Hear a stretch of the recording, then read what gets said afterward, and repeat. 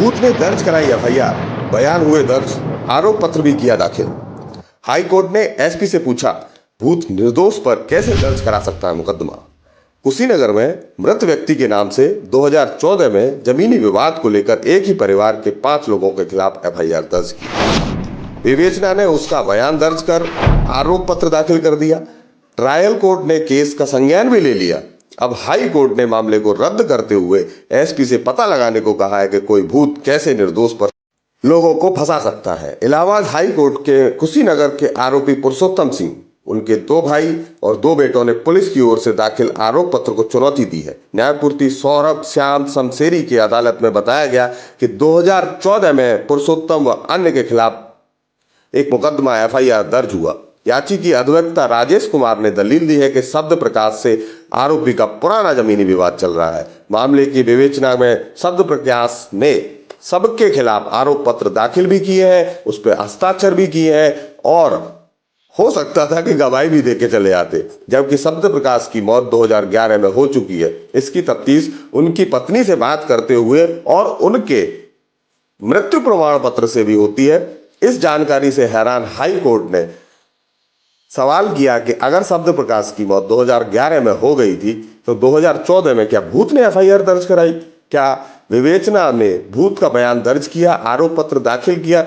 वर्ष 2023 में तो भूत आया, उसने साइन किए, हाई कोर्ट में दाखिल किए और हलफनामे में और वकालतनामे पे भी भूत के हस्ताक्षर हैं।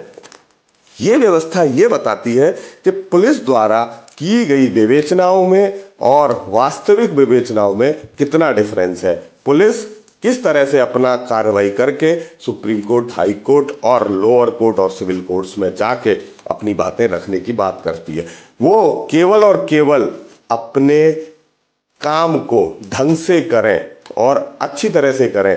विवेचनाओं में उनको ये तक नहीं पता था कि जो हस्ताक्षर कर रहा है आदमी वो एक दूसरा व्यक्ति है जिसका इस रिपोर्ट से कोई मतलब नहीं है।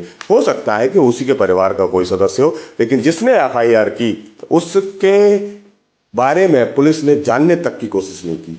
इससे पुलिस की कार्रवाई पे और नीचे जो अदालत थी उसकी कार्रवाई पे एक प्रश्न चिन्ह छोटा सा दिखाई देता है। लेकिन वकालतनामे पे हस्ताक्षर करते समय पुलिस वालों को क्या लगा, क्या उन्होंने देखा कि ये वकालतनामा मैं कोर्ट के सामने पेश करना जा रहा हूं और इस कोर्ट को भारत में बहुत ताकत है, इसकी बहुत मान्यता है, इसकी बहुत एक तरह से पूजा की जाती है। लेकिन ये तो स्पष्ट है कि पुलिस द्वारा की गई कार्रवाई की वजह से ये मामला फंस गया और उसकी मृत्यु बहुत समय पहले हो चुकी थी, जिसकी वजह से ये मामला फंस गया और कोर्ट ने संज्ञान ले लिया। लेकिन जब वकालतनामे पे साइन करते समय या कोई भी एफआईआर दर्ज करते समय कोई भी व्यक्ति अपना नाम बता रहा है तो उसको क्यों नहीं देखा जाता कि ये व्यक्ति यही है जिसका नाम ये लिखा जा रहा है, जिसके नाम से हम एफआईआर दर्ज कर रहे हैं।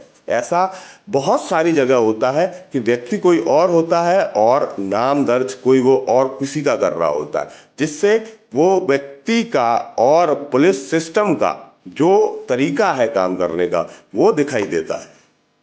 इस सिस्टम की वजह से ऐसा भी हो सकता है कि अगर मृत व्यक्ति या भूत एक अगर एफआईआर दर्ज करा सकता है तो हम लोग या कोई भी व्यक्ति जिसके दिमाग में ऐसी चीजें आएंगी वो जाकर किसी भी दूसरे व्यक्ति के नाम से किसी भी तीसरे व्यक्ति पर एफआईआर दर्ज करा सकता है।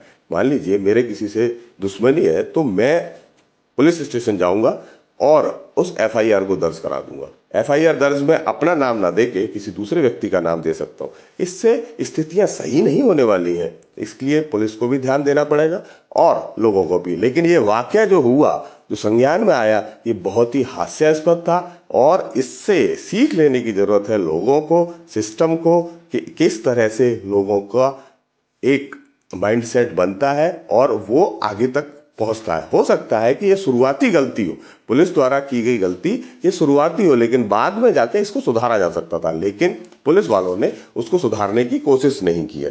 कोर्ट ने हाई कोर्ट बार एसोसिएशन के अध्यक्ष को भी आदेश दिया है कि मृत शब्द प्रकाश के नाम से वकालतनामा दाखिल करने वाले अधिवक्ता विमल कुमार पांडे को भी भविष्य में सतर्क रहने के लिए कहा जाए। बने रहिए समाज एक सोच के साथ। Varun Kumar Singh, please like share and subscribe. Thank you.